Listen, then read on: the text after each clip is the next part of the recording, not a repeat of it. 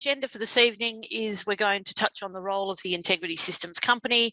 Then we're going to go through the importance of the red meat integrity system, and then we'll touch on the two programs that make up the system, which is Livestock Production Assurance and the NLIS, or the National Livestock Identification Scheme.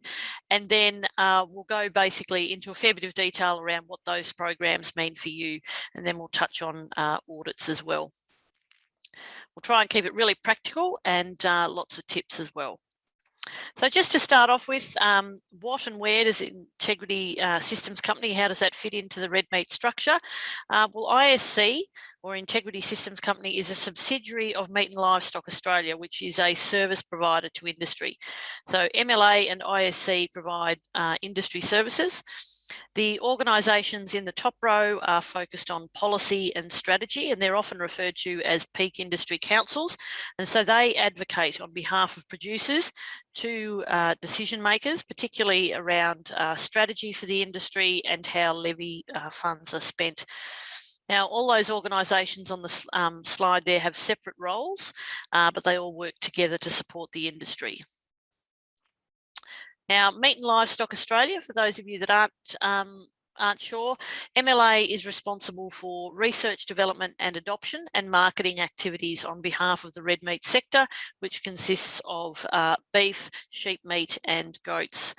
Now, MLA performs those tasks of R&D and marketing in collaboration with the Australian government and the wider red industry. And we do that by investing in initiatives that contribute to producer profitability, sustainability and global competitiveness. And the way that that's done is that MLA invests those levies which are paid, which are referred to as transaction levies. So every time animals are sold, producers will pay a levy. That levy is then matched by Australian government funds, and then MLA invests that under the guidance of those organisations on the earlier slide. Now, Integrity Systems Company, on the other hand, a subsidiary of MLA, manages and delivers Australia's red meat integrity system, which ensures that Australian red meat is safe to eat and fully traceable. It provides on-farm assurance, animal identification and lifetime traceability. And it's the red meat integrity system that underpins the livestock selling system, which gives confidence to buyers, retailers and consumers. Now, just to put all of that into context as to why it's so important, the red meat industry in Australia is a $28 billion industry, so it's a serious contributor to the Australian economy. It employs 400,000 people across 80,000 businesses and delivers products to 100 global markets all around the world now. Now, there are two programs which work together to underpin our industry's food safety and traceability on farm. Now, the first of those is Livestock Production Assurance, or LPA, and it's all about on-farm assurance, covering on-farm management of food safety, animal welfare and biosecurity risks. It's the tick of assurance for your product from producer through to consumer, and it demonstrates the professionalism of the industry and underpins market access for Australian red meat. The other program is the National Livestock Identification System, or NLIS, and it's all about identification and traceability. It tracks the location of every animal throughout its life. Now, the other core component of the red meat integrity system is property identification codes, or PICs. Now, a PIC is required for registration with both LPA and NLIS. PICs are managed independently by the State and Territory Departments of Agriculture, and their incorporation, so incorporation of the PIC into LPA and NLIS, is the only way that traceability and food safety can really be managed at a national level. Now, all of this is really important when it comes to the records that you keep on farm as part of LPA and NLIS. So record keeping, it's also a really important part of the red meat integrity system, as are LPA national vendor decks, which I'm sure you're all familiar with. And it's the national vendor declaration that links on-farm assurance and traceability for livestock as it moves along the value chain. So some recent studies undertaken by Integrity Systems Company have highlighted that our key domestic and export markets continue to value quality and safety when selecting red meat. When producers become part of the integrity system, they commit to producing a product of high quality and agree to manage their livestock and farms in accordance with the LPA requirements, and we'll touch on those in more detail shortly. The linkage of on-farm assurance through LPA and identification and traceability through NLIS brings quality and safety together. And it's this red meat integrity system that supports our domestic and international markets. And because of this, our red meat products are trusted and highly sought after all around the world. Now, there are multiple producers and many properties which make up the Australian red meat industry. In fact, there's over 180,000 LPA accredited picks at the moment. So there certainly are a lot of producers and properties, but the integrity system really is about delivering one measure of quality through one integrity system. And we all have a role to play to stand by what we sell. So we've just given a quick overview of the various elements that make up the red meat integrity system. Now we're going to get into some more detail around what you need to do to help the business that you work for to stand by what it sells. So the way that we're structuring tonight's presentation includes looking at what farm managers and staff need to do across some of the core integrity programs, both LPA and NLIS, so the Livestock Production Assurance Program and the National Livestock Identification System, as well as having a bit of a deep dive with the National Vendor Deck. Now, there's a range of tips for people who might be either relatively new to the integrity system or to livestock production, as well as those who might have been in the industry for quite a while now.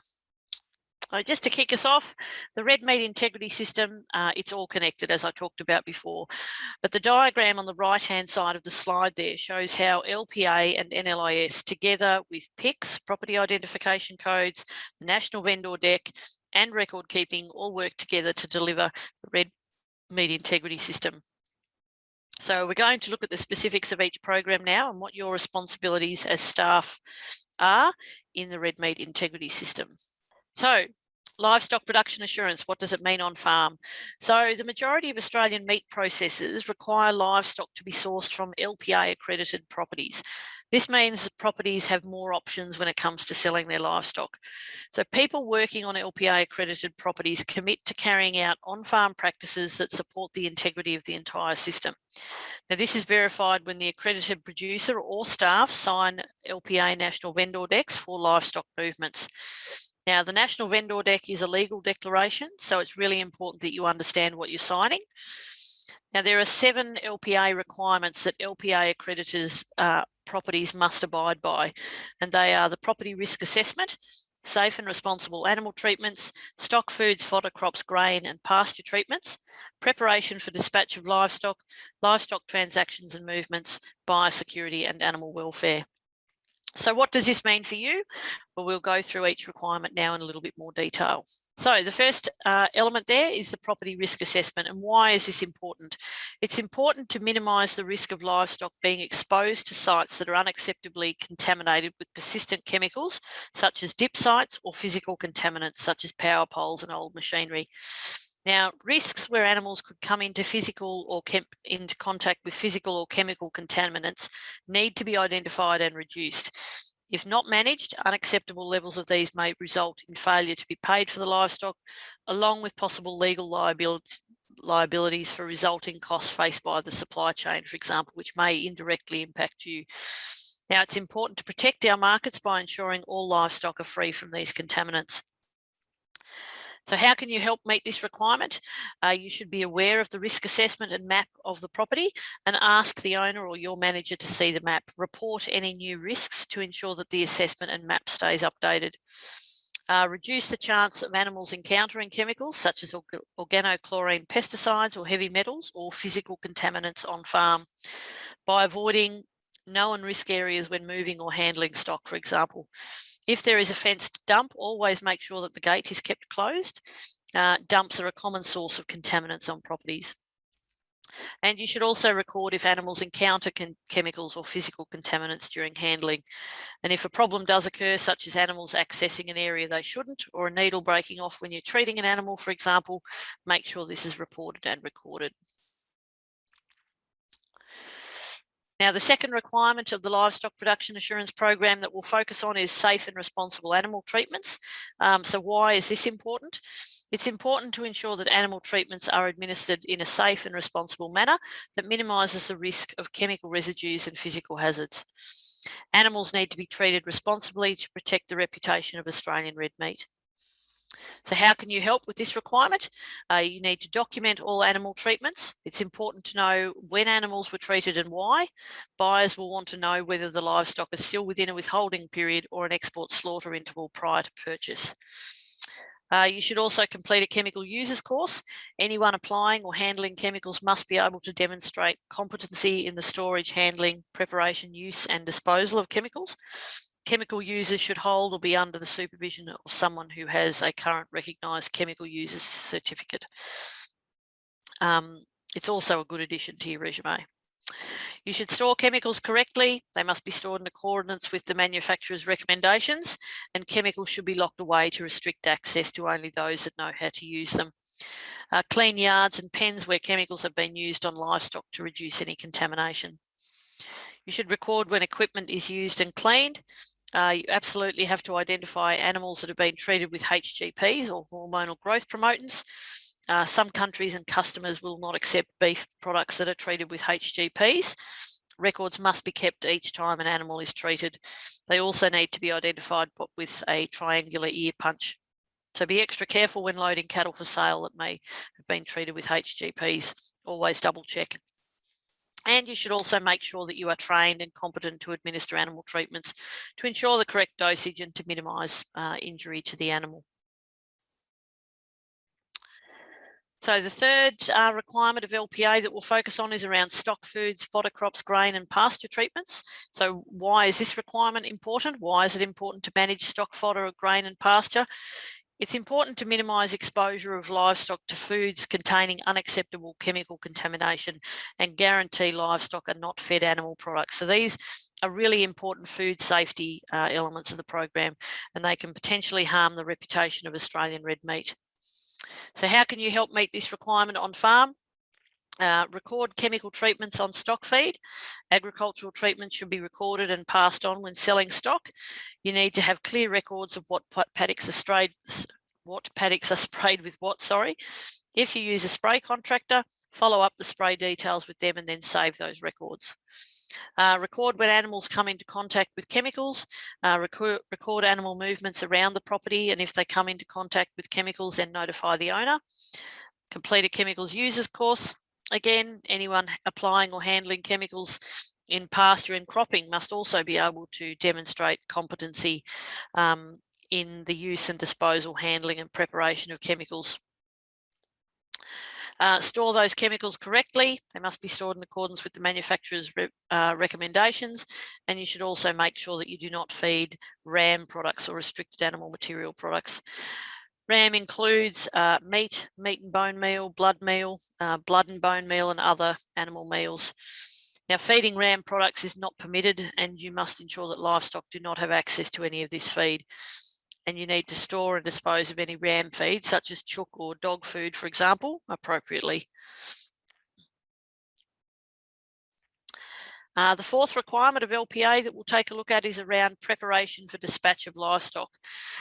So why is this really important? It's important to ensure that livestock are fit for transport and minimise the risk of stress and contamination of livestock during both assembly or mustering and yarding and transport. Stressed, sick or injured livestock are an animal welfare concern and may pose a food safety risk. So how can you help meet this requirement on farm? Don't leave things to the last minute. Plan mustering or drafting ahead of time to allow animals time to settle into curfew. Consider classes of livestock and loading densities well before the truck arrives. Handling and yarding, ensure the loading facilities are suitable and the yards are maintained so they are fit for purpose and will not cause injury or stress. Make sure yards are clean and clear with no contaminants, and put chemicals and equipment away. When moving animals into the yards, don't mix animals that are not familiar with each other. You should also record transport details, including the vehicle rego and key times. Only select animals that are fit to travel. Make sure that animals are fit to load, and become familiar with the MLA's Is the Animal Fit to Load guide. And we've got a little integrity insight there on the slide, and we'll share those details with you in the post-webinar email. You should also inspect any vehicles prior to transport to make sure they're clean, and the risk of animals being contaminated or slipping and injuring themselves during transport is reduced. Make sure you observe any pre-consignment curfews. It's important that you do not feed or water livestock destined for slaughter during the minimum curfew period. And for cattle, the curfew is 6 hours, and for sheep and goats, it's 12. The next requirement for LPA that we'll take a look at is around livestock transactions and movements. And why is this requirement important? And that's around correctly completing your livestock transactions and movements. It's to ensure traceability requirements with respect to treatments or exposure to food safety hazards have been fulfilled for all livestock movements. And traceability reduces any potential harm to people, animals, and Australia's red meat reputation if a food safety issue was to occur. How can you help meet this requirement on farm? So it's important that you record all livestock movements. So livestock movements need to be recorded every time an animal moves from one pick to another pick or off the property. The movement should be recorded in the NLIS database. And you should also keep post-breeder tags on hand to make sure that the ingoing and outgoing livestock are correctly identified. Now, we'll go into more detail on animal ID later on in the webinar. You should also fill out a LPA National Vendor Deck, or NVD. We'll also go into a bit more detail about this later on. Remember that the National Vendor Deck, though, is a legal declaration. You should also manage incoming NVDs. Make sure you keep hold of these when livestock come onto the property and ensure that there is a system to do so you don't lose any of those National Vendor Decks. You should also review chemical residue status of animals that are moving. This information will need to be filled out on the NVD as well. And you should certainly record any animals travelling within a withholding period or an export slaughter interval. The next requirement for LPA that we'll take a look at is around biosecurity. So why is it important to maintain good biosecurity practices? And it's all about preventing the spread of infectious disease and invasive pests or weeds. Now, this can help protect the security not only of the business that you work for, but also the industry more broadly. An emergency animal disease outbreak such as foot and mouth would have massive consequences for every person working in the red meat industry. And frontline staff that work with livestock are our best defence in managing the spread of such a disease. So it's important that you be observant, be vigilant, and know what to do if you suspect a problem. Now, how can you help meet this requirement on farm? You need to abide by the on-farm biosecurity plan. Now, each property should have its own biosecurity plan with actions in place to reduce the introduction of diseases, pests and weeds. However, it's not one size fits all. If you move from business to business, the biosecurity plans will differ as they are specific to that particular business. You need to keep records of people, animals, transport entering and leaving where reasonable. Consider displaying signs on fencing and ask visitors to check in and check out when they arrive and leave the property. Keep vehicles and equipment clean. Staff should make sure visitors complete any visitor records the farm might have where reasonable. And if you live on the property, it's important to keep in mind the movement of visitors and vehicles you are bringing onto the property. Should also inspect introduced stock for signs of ill health and disease. Livestock should be inspected regularly. Also visually inspect animals in the days leading up to transport to ensure they are all healthy. And call a vet or animal health officer if any unusual symptoms are found or deaths occur. You should also ensure that animals have a known health status. So obtain an animal health deck when livestock are introduced. And also it's a good idea to provide an animal health declaration to the buyers of stock to prove the animals have a known health status prior to leaving the property. Should also work to minimise the risk of animals straying onto or from the property. Boundary fences should be maintained in good condition and external gates kept closed to ensure livestock from neighbouring properties cannot enter.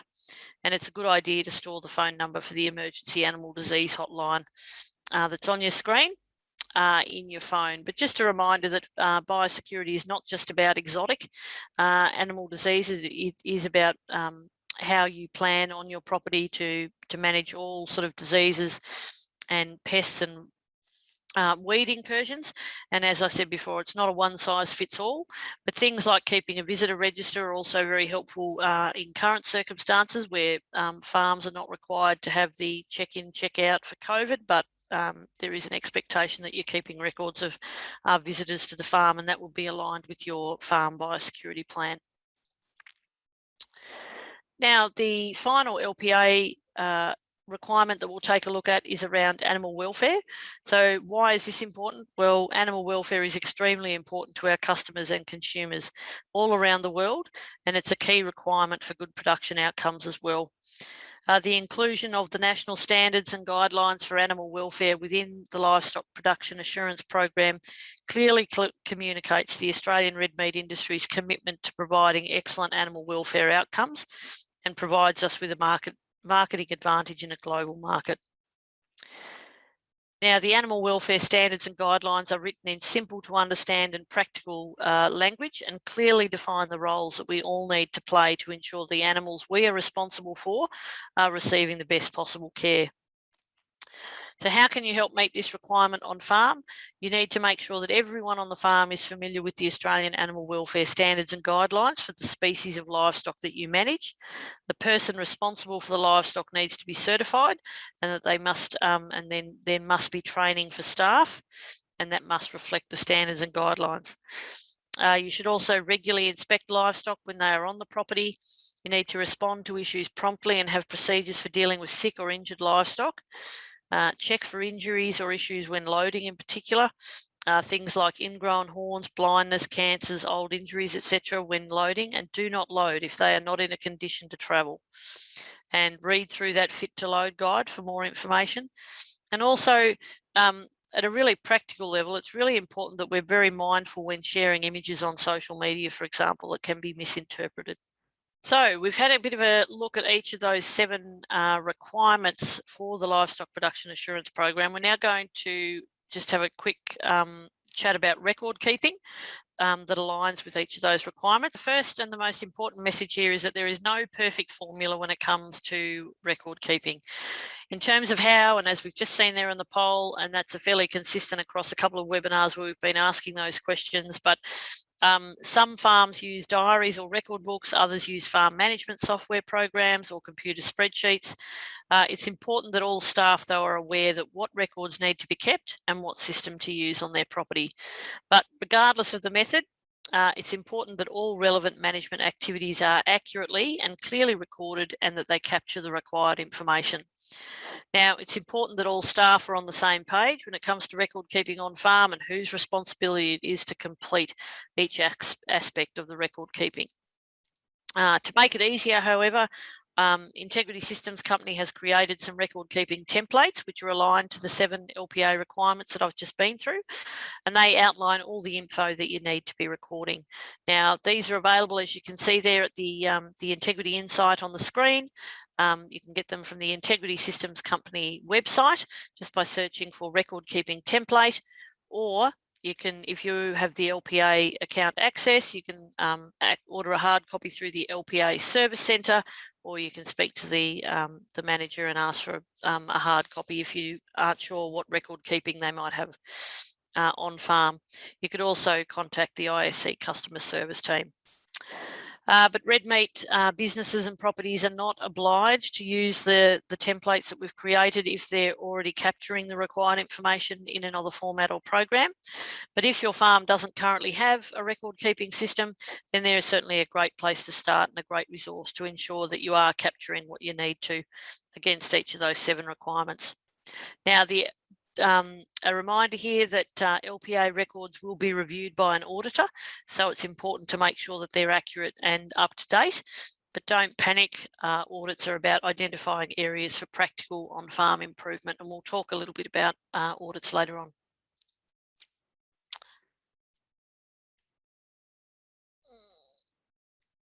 Now, we have the next section is just to take a look at the National Livestock Identification System and what that means on farm. Now, NLIS reflects Australia's commitment to biosecurity and food safety and provides a competitive advantage in a global market. NLIS is required to facilitate the traceability of animals in accordance with what's known as the National Traceability and Performance Standards. Now, there's 3 elements that combine as part of the NLIS to enable the lifetime traceability of animals. The first one is that all livestock are identified by an NLIS accredited visual or electronic ear tag or device. The second is that all physical locations are identified by means of a property identification code or a PIC. And the third is that all livestock location data and movements are recorded in the NLIS database.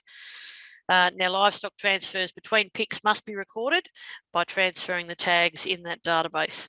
As we said earlier in that poll question, the person receiving the livestock is responsible for completing the transfer. All properties need to regularly check their own records against the database to ensure that the transfers have been completed. And completing livestock transfers on the database is also an auditable requirement of LPA. So just have a quick look now at the specifics of animal identification. Now, all animals leaving a property or a PIC must be identified with an NLIS accredited tag or device before moving. If you are moving an animal off its property of birth, tag the animal with an NLIS accredited breeder device. Once an animal has been tagged, the tag should remain with the animal for life. If a tag is lost and the animal is no longer on its property of birth, tag the animal with an NLIS accredited post-breeder device. It's an offence to remove an NLIS tag from an animal and apply another tag. Check with your state and territory Department of Agriculture or the NLIS authority for how to deal with non-functioning tags and devices in your jurisdiction. Now, there are different tagging requirements for different species, and also can be slightly different in states as well. NLIS accredited devices for cattle must be an electronic RFID device. This can either be a single ear tag or a rumen bolus, and a visual ear tag in combination. Sheep and goats can only be identified by ear tags or devices and must be tagged with an NLIS accredited tag or device. In all states except Victoria, NLIS accredited devices are either RFID tags or visual tags. In Victoria, all lambs or kids born since the 1st of January 2017 must be fitted with individual RFID tags before they leave their PIC of birth. Now, there's lots more information about NLIS accredited devices. You can find that on the Integrity Systems Company website, where you'll find separate lists for cattle, sheep and goats, and we'll provide more information in the post-webinar email. But a little integrity insight there, a little tip is that breeder tags for cattle are white, and for sheep and goats they are yellow or the year of birth colour. Post-breeder tags for cattle are orange and pink for sheep and goats. Another thing about animal identification, don't wait until the truck arrives to find out what tags are missing. Either check the animals in advance or make it a policy to always look for and replace lost tags whenever livestock come through the yards. This also means having a supply of replacement tags on hand, including those post-breeder tags if you have any livestock that are not on or have left and then returned to their place of birth. Sale yards and processors will charge for a replacement tag, which can cost $50 or more per individual animal. Now, if an electronic tag is lost, so therefore the lifetime traceability of that animal has also been lost, on properties that link management tags to NLIS tags and can identify a lost tag, then a replacement tag can be applied and then linked to that lost tag on the NLIS database, and therefore maintaining the lifetime traceability of that particular animal. And you can see the image on the screen there. That's the tag colours for sheep tags. So we've had a bit of a look at LPA and NLIS. Now let's take a look at the National Vendor Declaration and what that actually means on farm. So when animals are transferred between PICs, that's when LPA and NLIS come together through the National Vendor Declaration. Now, NVDs bring together all on-farm assurance, identification and traceability details for animals that make up a consignment, and these form the basis for ensuring a safe and traceable food product. The LPA National Vendor Deck captures food safety information on every animal every time it moves from property to processors or to sale yards. And the National Vendor Deck also provides evidence of livestock history and on-farm practices when transferring livestock through the value chain. Now, the LPA National Vendor Deck needs to be completed by the owner or person responsible for the husbandry of the livestock. All the LPA actions you take on farm directly impact how you fill this form in. It's important to be open and honest about what has happened to the livestock to ensure that traceability and food safety is maintained. It's also important to file and store national vendor decks for record keeping and traceability purposes. Now, the biggest tip to stand by what you sell is to fill in every NVD correctly, and the aim is to make sure that every NVD is filled out so it is clear, complete and correct. Now, the questions in Part A of the National Vendor Declaration are often where people need a bit of a hand. These questions are about the animal's history, and this information is crucial for food safety and market access. So the key here is to stay on the safe side. And if in doubt, tick yes. So I'll just highlight a couple of sections from Part A of the National Vendor Deck now. The first one is around the inclusion of electronic devices. Now, for sheep, this is a new addition to version 0720, so the new NVD that became available from the 1st of July last year, where you now can include the number of electronic devices in the consignment. Now, this is to cater for mandatory EID in Victoria, and it's increasing use in other states. Sometimes the consignee and the destination may be different, and have different property identification codes, and it's important that you identify this on the National Vendor Deck. In the Consign To section, you must record the full name and address of the person and or company that the livestock are being consigned to. In some instances, the address given in the Consign To section may be different to the physical location that the livestock are being sent to. Now, the best example of this is when you're transporting livestock to be sold at a sale yard, then the consignee is the livestock agent and the destination is the sale yard location. Another recent inclusion in the new version of the National Vendor Deck is around the destination pick. Now, the integrity insight here is how to find out the destination pick so you can fill this information out accurately. Now, this is compulsory in Western Australia and Tasmania. However, we do encourage everybody in other states to fill in the destination pick. It certainly will help you with filling in your NLIS transfers and maintain traceability when it comes to completing the database. But how to find out the destination pick, ask your agent or buyer before loading at the yards. You can also search in the NLIS database, or if you're using the ENVD, then you can use the search function there. A couple of other questions. The first is around hormonal growth promotants, which I touched on before. On the cattle NVD, you must declare if cattle have ever been treated with HGPs in their lifetime. And don't forget that cattle treated with HGPs must be identified by that triangular ear punch. And on the sheep NVD, there is a question around scabby mouth vaccination. Again, it's important that you check your records and make sure that you declare whether or not those animals have been treated with a scabby mouth vaccination, because in some markets it's actually a requirement, and it's important that the purchasers know that history. The question around the ownership of the animals is also one where producers and people filling in NVDs have a bit of a problem. If you bred the livestock, you need to tick yes. If you purchased one or more animals in that consignment on the truck, you need to tick no, then indicate the most recent date of purchase. And most importantly, you can't tick yes and no for the same question.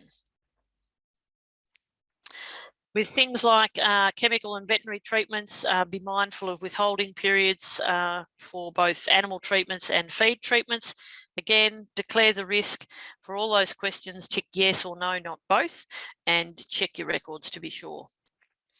As I said earlier, no animal should be fed restricted animal material or RAM products, and this is part of your declaration. And when it comes to the declaration, just a reminder that it is a declaration, it's a legal declaration and a guarantee that you've met those LPA requirements, that the property and the livestock have been managed according to those requirements, and that the NVD is clear, complete and correct, and that the animals have not had access to any of that restricted material. As I said, don't forget the NVD is a legal document and a part of your LPA record keeping, and so therefore can be audited as well. And just to touch on mixed consignments, so if you've got a mixed consignment on the truck and you can divide them into groups at the other end based on their history, then you can do more than one national vendor deck, but only as long as you can identify and separate them at the other end. If you can't, then you do need to complete one national vendor deck for the full consignment, and pay attention to that question around the ownership and history of those animals and whether they were bred on farm or whether they were bought on, and what their treatments have been, etc. So what are some of our top compliance issues with national vendor decks? If we receive NVDs that are not legible, NVDs that are not complete, so questions missed, if they're not signed, if they have both yes or no ticked instead of one or the other to all the questions, whether the NVD form has been photocopied from a hard copy book, or even worse, a sample NVD downloaded from the internet, and absolutely don't use whiteout to correct a mistake on a form. You will notice that the NVD has an individual and unique serial number on each page, so it's important that it's single use only. And if mistakes are made, start the form again.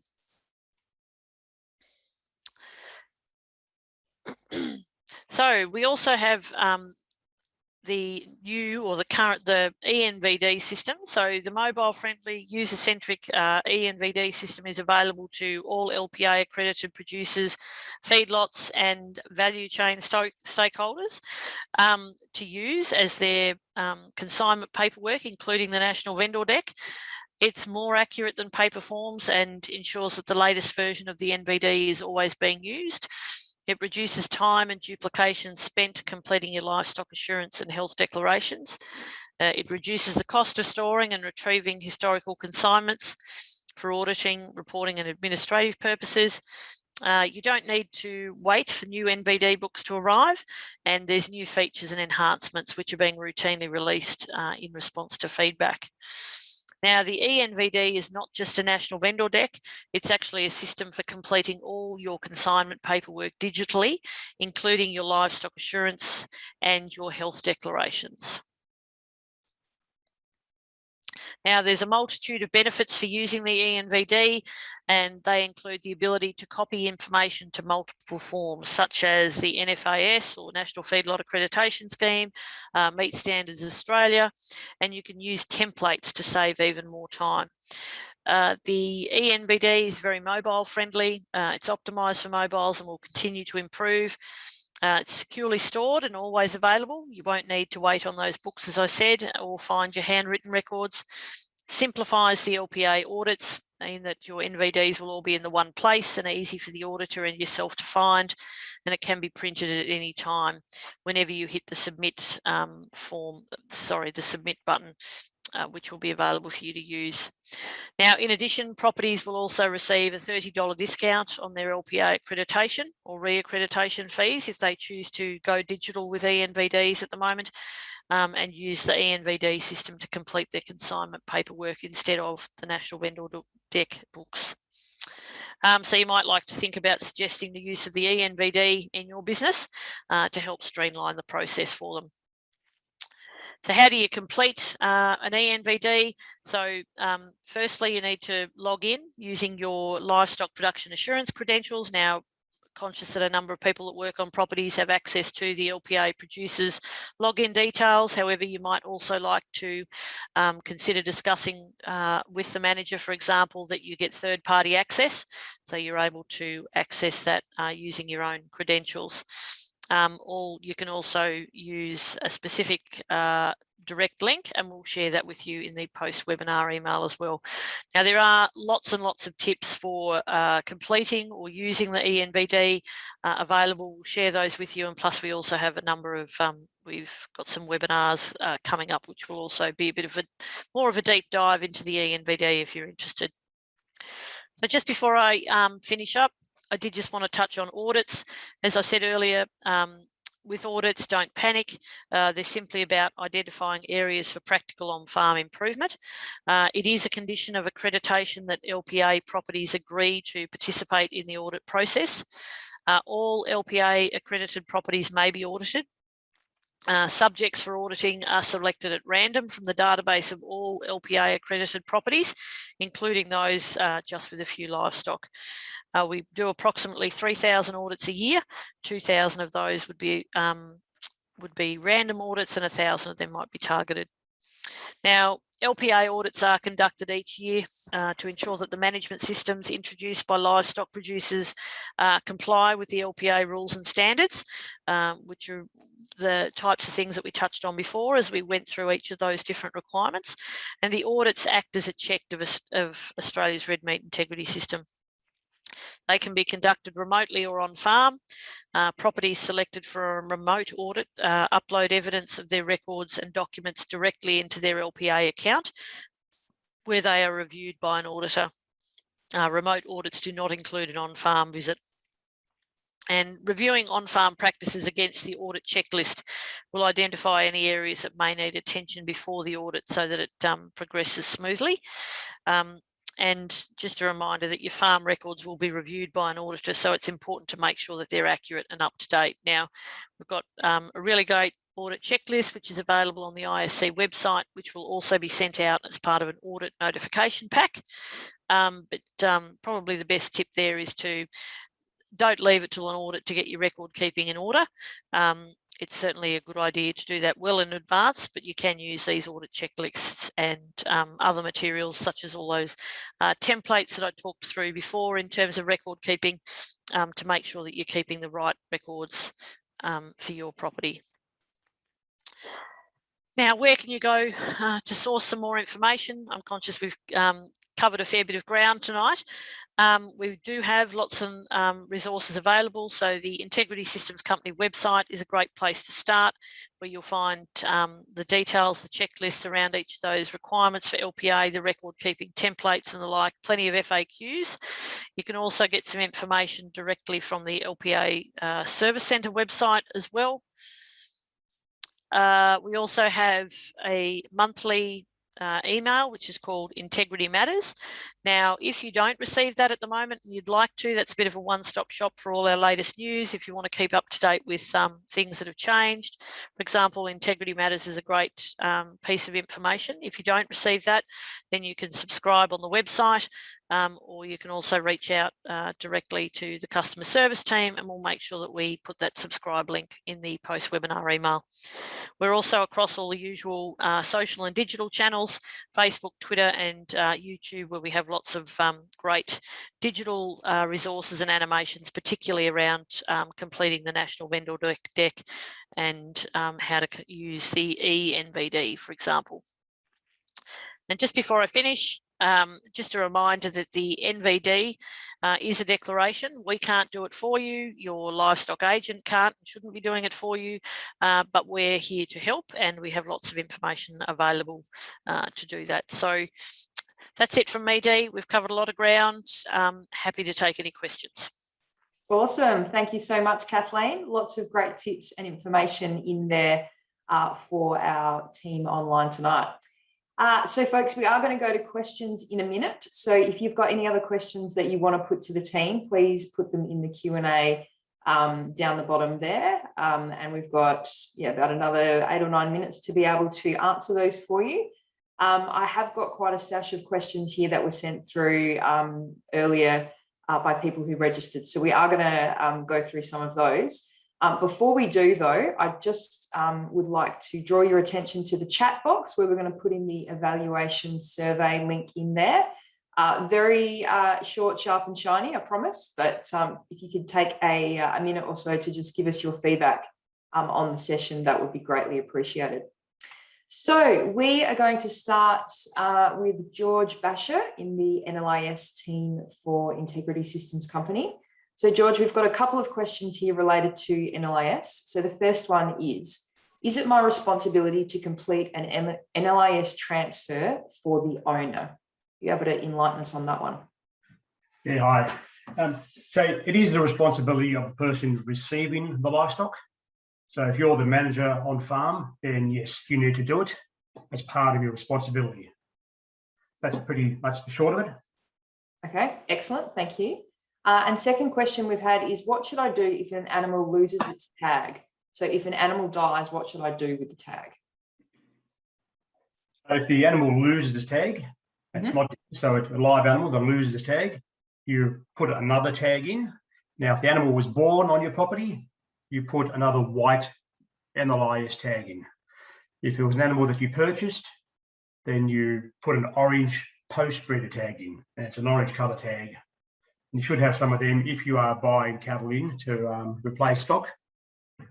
But if an animal dies on your property and you get the tag, if you're able to get the tag, then log into the NLIS database and you can set that tag as died on property. So it's one of the statuses you can assign to tags. Great, thank you. Thanks, George. And I think we've got some tech tips and different things that we can point people to help them to do that. So we'll include that in the post-webinar email as well. So next question is on ENVD for Callum Kujenko. So Callum, if you're able to unmute yourself. So the question is, for the ENVD, can I fill out the other additional forms, such as the MSA form, on behalf of the owner? Thanks, Dee. Hi, everyone. So yes, you can. So when you create your ENVD consignment, in the first section, when you're completing the movement information, it will ask you if you're the owner of the livestock. So the box will automatically be selected to say that you are the owner of the livestock. So if you are not the owner of the livestock, you can untick this box and enter the correct livestock ownership details. And then in the forms section, you can select NVD as well as any other additional forms you may require. So this can include the MSA form, the NFAS forms, and the health declaration forms. You can then complete the rest of the ENVD and any corresponding questions related to the forms that you have selected. And when you go to print the document, you'll notice that the livestock ownership details and all the other information will appear on the forms according to what you entered when you completed the ENVD. Excellent, great. Thanks, Callum, for clearing that up. I'll let you hop back into the Q&A and finish the answer that you're partway through there. We'll come across to Joe Gangemi. So Joe's in the comms and extension team. So Joe, a couple of questions here. So do I have to be do I have to do or be certified in a chemical users course? Hi, Dee. Thanks for the question. All employers don't have to be certified, although I would really encourage people to do those courses if they get the opportunity to do so. But they do need, there's someone on the property needs to have that certification and if anyone else are using chemicals, then they need to be under the supervision, which in terms of supervision, that is that the person who has the certificate or has the training might not have to stand there and look over your shoulder for the whole time, but they need to be supervising the process and making sure that the chemicals are used correctly, stored correctly, disposed of correctly. So there has to be someone in the business that has that certification or some kind of chemical use training. So yeah, not everyone has to have it, but I would strongly encourage people to have that. Great, thanks, Joe. I think Kathleen said it could be a good addition to the resume, so one that people might want to consider. Now, next question. So what other training and courses would help me meet the LPA requirements? Can you give us a starting point on where we could get some extra training? So with the LPA accreditation, all of the learning modules that are part of that are available when people are going to do their LPA accreditation online are also available on the ISC website. So generally you have to have access to the LPA account. So if you are an employee and you don't have access to the LPA account for the business you work for, you can still complete that training. And probably the most important one would be the animal welfare training, because as Kathleen covered that in the presentation, everyone who's responsible for managing livestock needs to be aware of those rules and standards. So it provides you an overview of what the requirements are, and then also provides all the links to the Australian Animal Welfare Standards and Guidelines for each species. So that would be the one that I would strongly recommend people do. But all the other learnings are quite good little modules to complete, just to make sure that you're across everything you need to be. Okay, great. Thanks, Jo. See, we've got a few more questions in the Q&A, so we'll let the team tackle those while we're finishing up our questions. So we'll have a quick chat with Emily Duncanson. So Em is the, or oversees the ENVD. And we've got an NVD question for you first, if that's all right. So the question is, can I sign an NVD on behalf of the owner of the livestock? So I guess if you're a farmhand or someone who's sort of responsible for loading the cattle or the sheep when they're heading off property, can you sign that NVD on behalf of the owner? Hey Dee, yeah, sure. So you absolutely can. On the LPA NVD, you'll notice both on the hard copy and the ENVD that we mention that you either have to be the owner, and then in the small print, it says, or the person responsible for the livestock that you are consigning. So if you're the person responsible, so you're the head stockman or you're the property manager, or even if you're just the person that's doing the transport of the animals and understand the welfare and treatment of those animals, and you are the one that is therefore filling out information on the NVD, you can make that declaration, and you should, because you're the one that's been there doing the consignment. Awesome, thanks, Em. And just another quick one before we let you get back into the Q&A. Often we get a lot of questions around connectivity with the ENVD and what people should do and how they should manage that. So you're able to maybe give us a bit of a brief about, what do we do with connectivity if that's a problem, and some of those things that are coming up for the ENVD in future? Yeah, sure. Always happy to give ENVD a bit of a plug. So for everyone that works on properties, ENVD is a really great way to, I guess, get on top of your livestock admin. It allows you to set up your consignments in advance, and then you can print hard copies if you need to, or if there's details that you don't know, like, for example, the head counts prior to actually being at the yards. And obviously when there is no connectivity, which is often when we're at a set of livestock yards, or, even sometimes just dodgy reception perhaps at your place rather than the main property household, it's always a good idea, like I said, to use the ENVD system in its current form in advance. So make sure you are in a good position, usually on a desktop or a laptop computer. Do the consignment to the best of your ability, and then print that out and fill in the final details, making sure that it is clear, correct, and complete when you're actually finishing it in hard copy. But we know that obviously relying on this printing isn't necessarily providing a full digital solution. So we've just finished, or we've just wrapped up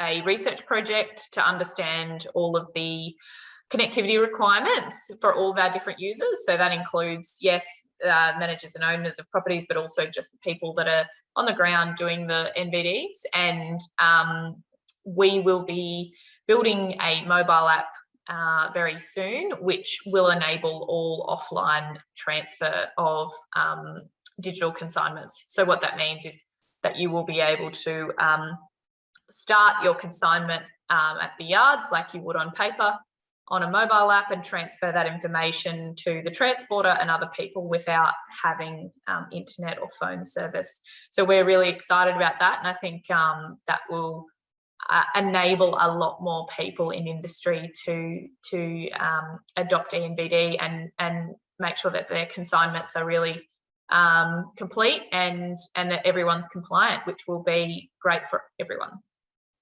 Awesome. Thanks, Em. Some really exciting stuff coming up in the ENVD space there. So I'll let you hop back in the Q&A to finish answering the question in there from Kathy. But look, if you're part of a business that hasn't given the ENVD a go yet, have a chat with your farm owner or the person that you work with.